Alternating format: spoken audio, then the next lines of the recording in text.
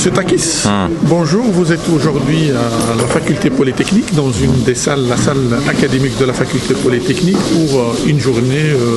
Vous pouvez nous en parler un petit peu? C'est la première fois que je viens à la Polytechnique de Mons, donc j'étais surpris, donc très agréable.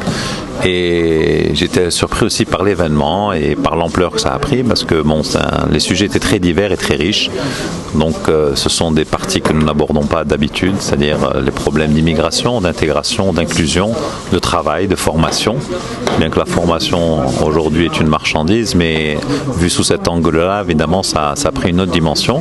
Et donc l'après-midi a été consacré beaucoup plus à une problématique économique, et donc avec des projets très concrets entre la région wallonne et le Maroc, et le public a été très attentif et a beaucoup suivi ce que nous avons dit, puisque nous avons eu droit à toute une série de questions qui avaient leur sens, avec des entrepreneurs dans la salle, mais aussi des étudiants, des professeurs, et ça m'a fait plaisir. Cette mixité prouve qu'il y a un grand intérêt pour ce genre de sujet aujourd'hui dans nos sociétés. En quoi c'est important pour la Belgique, cette collaboration avec le Maroc au jour d'aujourd'hui? Vous savez, je pense que c'est important. Moi, je pense que c'est beaucoup plus culturel, plus qu'important. Il y a une forte communauté marocaine en Belgique, de gens qui sont bien intégrés, des gens qui occupent des postes aujourd'hui à la 2e, 3e génération importants, que ce soit au niveau politique, économique, scientifique, culturel. Et naturellement, on va vers les gens avec qui on se sent bien. Je pense que ça vient de la nature humaine. Deuxièmement, nous avons une langue commune qui est le français, il faut quand même le reconnaître. Ça aide beaucoup. Et il y a de plus en plus de Belges qui sont intéressés par sortir en dehors de l'Europe. Et le Maroc s'avère être un pays où il y a une grande diversité géographique, culturelle. Maintenant, il y a un intérêt économique parce que le Maroc, en 20 ans, a effectué une grosse mue qui intéresse beaucoup les entreprises de chez nous et nos hommes d'affaires. Même ceux qui vont en vacances le voient et reviennent après en tant qu'hommes d'affaires. Et sincèrement, avec toute franchise et sincérité, est-ce qu'il y a des vraies opportunités au Maroc d'investissement? Oui, il existe de vraies opportunités. C'est-à-dire que maintenant, vous avez deux genres d'opportunités. Vous avez l'opportunité pour le marché local et vous avez l'opportunité pour l'exportation. C'est-à-dire que c'est un marché où les entreprises maintenant viennent s'installer, que ce soit en avionique. Le Maroc n'est pas producteur d'avions, mais vous avez des entreprises qui produisent des pièces pour les avions. En automobile, je suis d'accord, c'est Renault. Le marché principal de Dacia Maroc n'est pas le Maroc. 90% va à l'exportation. Peugeot, ce sera le même cas. Donc, il commence à y avoir des compétences et les gens viennent pour produire, pour exporter. Ça, c'est une partie. Deuxièmement, le marché marocain compte 35 millions d'habitants. Bon, évidemment, si vous me dites que vous vendez des baguettes à 1 dirham, je vais vous dire que vous avez un marché potentiel de 25 millions d'habitants. Si vous me dites que vous vendez des Rolls-Royce à 500 000 euros, je veux dire que le potentiel est de 3 voitures par an. Maintenant, ça dépend sur le curseur, là où vous vous placez, mais il existe des marchés de niche, que ce soit dans le très haut de gamme, comme dans le marché de masse. Donc, c'est à vous de savoir où vous voulez placer votre curseur. Il y a pas mal d'Européens aujourd'hui, ils suivent Sa Majesté Mohamed VI sur sa voie royale vers l'Afrique. Est-ce qu'on peut imaginer cette vision que le Maroc il peut être une plateforme pour les Européens pour un investissement africain? En tout cas, moi je peux vous dire que sans aucune prétention que nous en région wallonne avons pris en compte et en considération ces mesures et cette initiative marocaine. Et donc nous sommes à la recherche et en pourparlers pour un partenariat avec le Maroc et même au niveau bruxellois pour utiliser le Maroc comme partenaire pour aller vers l'Afrique subsaharienne, parce qu'on s'est rendu compte que dans tous les pays que nous allons visiter, il y a une forte implantation marocaine dans des secteurs très stratégiques comme la banque et l'assurance, qui sont aussi des secteurs où vous avez accès à une information privilégiée sur des marchés que vous n'avez pas quand vous arrivez comme ça. Aujourd'hui, il y a pas mal d'entreprises ici, en tout cas au niveau local. Ici, on est à Mons. Et parfois, la discussion avec eux, on sent qu'il y a une certaine réticence et une peur. Est-ce qu'il y a des facteurs ou des incitants ou des arguments? Je vais vous dire, moi j'appelle ça la zone de confort.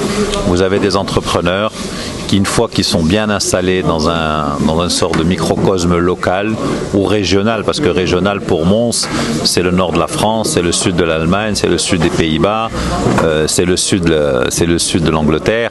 Et donc une fois qu'ils vendent dans ces pays environnements, qui représentent 85% du commerce extérieur belge, les gens ont l'impression que tout est fait et se disent pourquoi aller me fatiguer dans des nouvelles procédures, parce que on n'exporte pas en France comme on exporte au Maroc, ou on exporterait aux États-Unis ou en Chine, vous le savez très bien.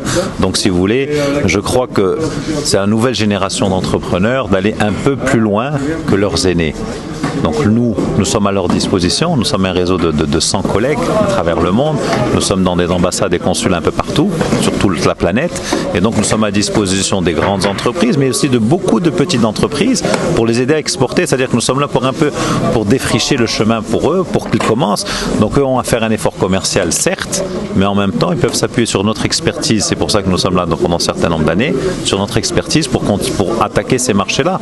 Moi sur le Maroc personnellement, je reçois entre la région wallonne et bruxelloise entre 350 et 450 demandes par an. D'accord. Il y a aussi quelque chose qui a été initié par la Belgique, la première école belge à Casablanca, en termes d'éducation, de formation. Est-ce qu'il y a un réel besoin? Oui. Je pense qu'il y a un besoin.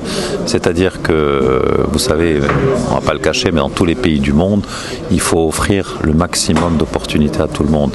Je n'ai pas dit que l'enseignement est meilleur, mais comme il existe des écoles américaines, françaises, anglaises, canadiennes au Maroc, à côté de l'école publique et privée marocaine, qui est très active, il ne faut pas l'oublier, des groupes très importants, et l'offre belge peut s'insérer parfaitement. Deuxièmement, elle connaît un succès certes par son éducation, mais si vous voulez, c'est pour revenir un peu à l'offre de produits que je disais tout à l'heure, les gens, dans les sauces tomates, il existe 5 marques de sauces tomates. Pourquoi il n'existe pas qu'une seule, alors que le produit pour nous, pour moi, est le même.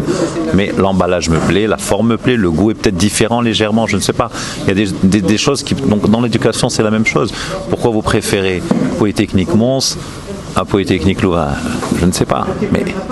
Donc si vous voulez, les gens, on leur donne le choix et les gens choisissent. Et donc aujourd'hui, nous sommes dans une ère où le marketing et le choix du consommateur est beaucoup plus important que le produit, que le producteur à l'époque disait « mon produit est le meilleur, personne d'autre ne me dépassera ». Et vous voyez que l'histoire donne tort parce que beaucoup de mues ont eu lieu dans le secteur industriel et tout est passé par le marketing, par le packaging. Et aujourd'hui, même dans l'éducation, aujourd'hui, la formation passe par le packaging et par le marketing.